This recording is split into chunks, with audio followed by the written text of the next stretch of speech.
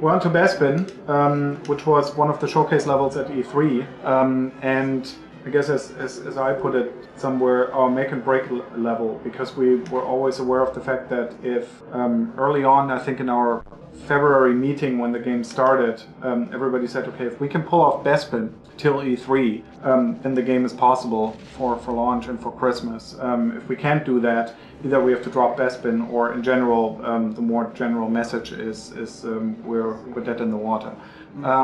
So what was so tricky about Bespin? I mean, let's talk about it from both the content side and from the technical side. Maybe content side first. What was the problem there? Well, I mean, Bespin's split up into two parts. Yeah. I'd like to talk about the part we started first was the city, Mm-hmm. which was a huge technical hurdle. And the content, the difficult part there was to create a city that was elaborate enough to be next generation, but that could still run at a decent frame rate and still be navigatable to have dogfights in. Mm-hmm. That was the big hurdle for me.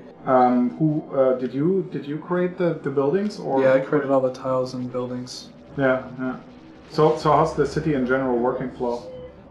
The city was also like the first big test for all the different shaders, because many of the buildings have like reflection, specular highlights, bump maps, and all this stuff together. So what are shaders doing for the technical? Oh yeah, the shaders take a set of information which describe how to like render on screen a certain part of geometry. So like it's two different things. There's the geometry and the shader information, and the shader information says how the geometry looks. And of course, in the N64 this was like just textures, and on the Dolphin it's like way more complicated. So you have specular highlight, which make a big impression, the bump map, which add like more detail, which is very important, and the reflectivity when something mirrors in like chromic or metallic surfaces. How are those clouds in the first part working? Oh, that was Thomas doing volumetric fog. The trick about the volumetric fog is that you have objects intersecting the clouds, and you want to have objects which are just a little bit in fog, of course just a little bit fogged. So like you have to pre-render things just another time to figure out how much they are intersecting with the clouds. And when you have this information, you can, based on that, you can like compute the fog color per pixel. Yeah. Technical stuff. Okay. What was the base concept behind Bespin? Because I mean it's similar to the first Rogue, in the sense that you've got the gas platforms around, but the premise is kind of reversed, right? Yeah, this time around you're trying to actually preserve the gas containers in the first area of the game and the second area. But I guess like the overall premise is the first portion of the level is free flight, dogfighting through clouds and whatnot, and then you step it up in the second level with the claustrophobia of doing that inside a city in trenches. Mm-hmm. Yeah.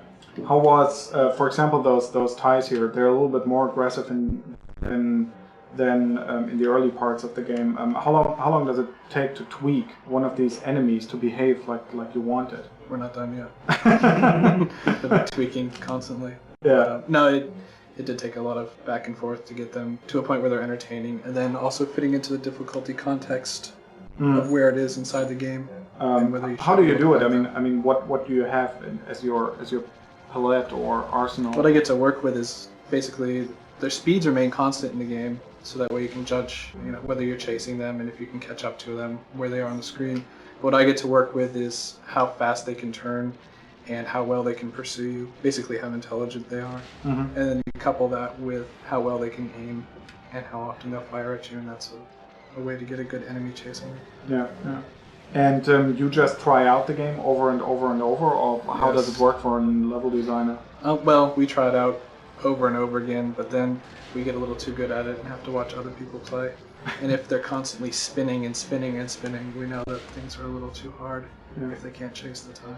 Yeah, obviously. But that's where the test department comes in. How did the balloons come about? Because the balloons are kind of unusual with the burners inside, right? Was that the concept right from the start? No, I don't think it was. I don't even think right from the start balloons were just scenery, and then it was putting lasers on them made them actually functional and a threat from the air. And I think burners came in when we started using Mike Keith's physics code to have the balloons explode and drape down on the buildings below. Yeah. And I think burners were just an easy weak point to put in there.